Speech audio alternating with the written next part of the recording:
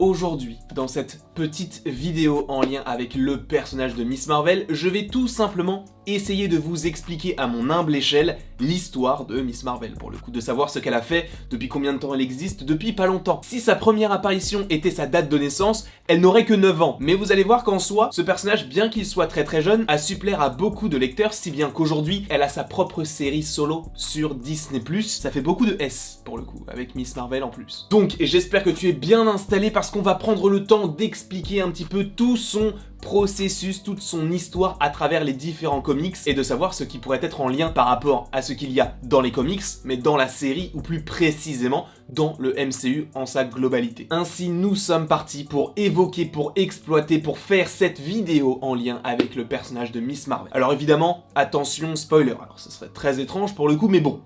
Si tu as cliqué sur cette vidéo, c'est que tu veux en savoir un petit peu plus sur le personnage avant de regarder la série, ou pendant, peu importe. Mais justement, l'idée serait de se dire que, fais attention à toi, puisque je vais te parler de choses qui ne sont peut-être pas dans la série, ou en tout cas peut-être pas encore, et donc que cela pourrait te donner des indices concernant ce qu'il pourrait se dérouler. Donc, fais attention. Je t'ai prévenu, maintenant on peut passer à la vidéo. Miss Marvel, de son vrai nom Kamala Khan, est un personnage qui est tout récent. Alors, il ne faut pas confondre Miss Marvel de Kamala Khan et Miss Marvel de Carol Danvers, qui elle, pour le coup, date des années 70, si je ne dis pas de bêtises. En tout cas, pour l'intituler Miss Marvel. Pour le coup, Kamala Khan, qui a donc repris le nom Miss Marvel, existe depuis 2013. Et par ailleurs, si vous voulez un petit peu plus d'informations concernant le contexte autour duquel elle a été créée, je vous invite tout de suite à aller sur Disney+, où vous trouverez un programme du nom de Marvel 616, dans lequel il y a un épisode concernant tout ce que Miss Marvel englobe, parce que justement, l'aura du personnage est infiniment grande, dans le sens où c'est le premier personnage Marvel, en tout cas dans les comics, qui est ouvertement de confession musulmane. Et ça, personnellement, je trouve ça génial, puisque beaucoup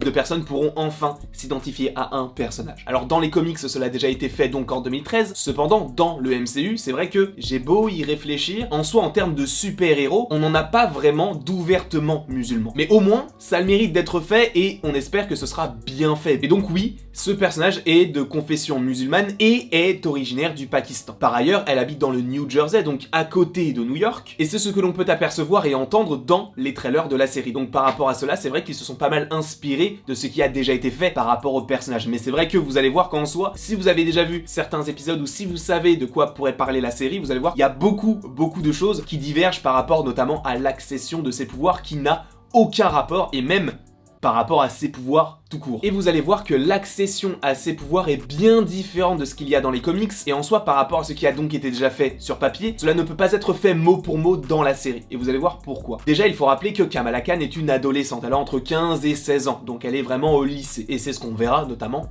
dans la série. Et la particularité de ce personnage, avant même d'avoir ses pouvoirs, c'est qu'elle adore les super-héros. Elle est fan de Captain Marvel, bien évidemment, mais d'autres personnages comme Iron Man ou encore Captain America. Et c'est vrai qu'elle crée des fanfictions autour de tous ces super-héros. Alors pour ceux qui ne savent pas forcément ce qu'est une fanfiction, c'est tout simplement le fait de mettre en scène des personnes qui existent ou alors des personnages fictifs dans une même situation pour essayer de savoir ce qu'il pourrait se passer si jamais ça se déroule comme ça. Par exemple, il y a des fanfictions autour de Harry Potter avec notamment des romances entre Hermione Granger et Drago Malfoy. Et ça ne concerne pas uniquement donc des personnages fictifs, c'est aussi le cas pour des groupes notamment de musique, les One Direction par exemple, pour ne citer que, regorge de fanfictions, ou Justin Bieber, Selena Gomez à l'époque. Et donc ce sont des histoires que tu crées toi-même et qui mettent en scène donc des personnalités publiques. Et justement, elle met en scène notamment le personnage de Captain Marvel. Et justement, elle est fan de Carol Danvers. Donc c'est bien beau, on a son background entre guillemets. Par ailleurs, on sait qu'elle a un frère. Bon, par rapport à la vidéo en question, ce n'est pas très intéressant, même si je pense qu'on verra tout cela bientôt. Mais donc, comme je vous l'ai dit, elle a 15-16 ans, donc c'est le moment du lycée, c'est le moment des petites sorties le vendredi soir et même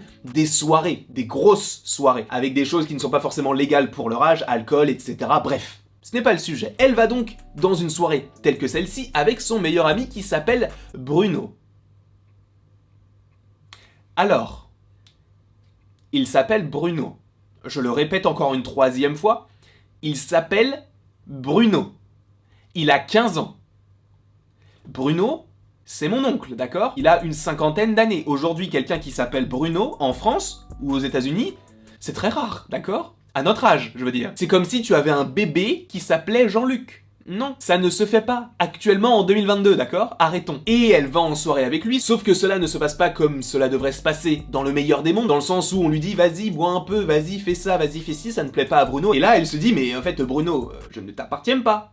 Je fais ce que je veux. Oui, dans ma tête, Kamala Khan, elle a un accent marseillais, même si elle vient du New Jersey. Mais donc la soirée ne lui plaît pas par rapport aux réflexions de Bruno, ce qui fait qu'elle va partir. Et qu'est-ce qu'elle va faire? Bah, elle va marcher pour rentrer chez elle. Sauf que, en marchant, qu'est-ce qu'elle croise? Un nuage. Et ce nuage n'est pas n'importe quel nuage, c'est un nuage de tératogène. Et le tératogène est totalement lié aux inhumains. Alors si j'ai bien compris, peut-être que je n'ai rien compris, mais en gros, elle a ses pouvoirs par rapport au fait qu'elle passe dans ce nuage, et en gros, ça développe un gène en elle qui va faire en sorte qu'elle va avoir des pouvoirs par la suite. Sauf qu'en fait, elle avait déjà le gène inhumain en elle. Donc c'est un petit peu étrange. J'ai pas forcément envie de rentrer dans les détails puisque je risquerais de dire des bêtises, donc je vais rester à la surface. Cependant, par qui a été lancé ce petit nuage incongru? Par Black Bolt. C'est là où ça peut être différent du MCU. Tu vas me dire, oui, mais dans Doctor Strange in the Multiverse of Madness, on a Black Bolt, donc on sait que les Inhumains existent. Je suis d'accord avec toi, cependant, il y a eu déjà une série. Alors oui, de base, cela devait être un film dans le MCU, cependant, ça a été tourné en série pour Marvel Television, donc pas canon avec le MCU. Mais est-ce que les Inhumains reviendront à un moment donné dans le MCU? Je pense que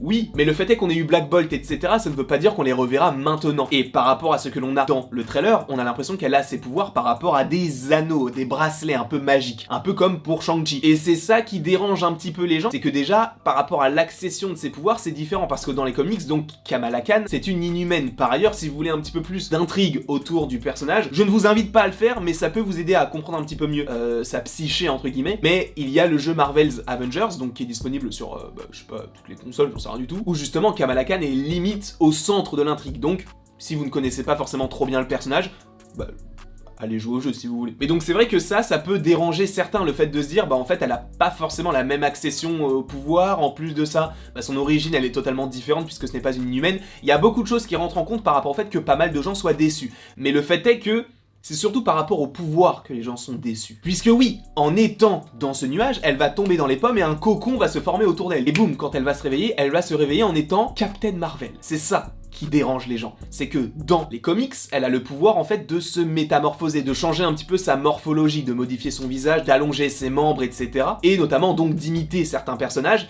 et de guérir, je crois. Elle peut s'auto-guérir, il y a quelque chose comme ça. Et justement, dans le MCU, ça va plus être un pouvoir du style, un mélange entre Captain Marvel et Green Lantern. En gros, elle pourra allonger ses membres, mais ce sera par rapport à ses bracelets. Alors, bien évidemment, là, je tourne cette vidéo avant même d'avoir regardé la série pour pouvoir se demander, en fait, qui est Kamala Khan. Cependant, peut-être qu'au fur et à mesure des épisodes, l'accession à ses pouvoirs sera un petit peu plus complexe et qu'il y aura beaucoup plus d'éléments qui rentreront en compte. Mais c'est vrai que pour l'instant, ça a l'air d'être un allongement de membres un petit peu plus cosmique, et c'est vrai que ça dérange les gens. Moi, ça ne me dérange pas plus que ça, puisque je ne connais pas spécialement le personnage dans les comics, même si j'en ai lu quelques-uns, et je peux comprendre que ça dérange, mais personnellement, je me dis, bon, ça va. Elle a l'allure de Captain Marvel, et elle va comprendre qu'elle a des pouvoirs parce qu'elle va sauver quelqu'un, etc. Sauf que le lendemain, après que ce comte Bruno ait prévenu les parents de Kamala Khan pour lui dire « Ah mais vous savez qu'elle a fait le mur !» Ce fils de chien, d'accord? Il s'est passé quand même pas mal de petites choses, et donc le fait qu'elle ait sauvé quelqu'un juste après s'être transformée, elle va voir que Captain Marvel a fait quelque chose, sauf qu'elle va se rendre compte que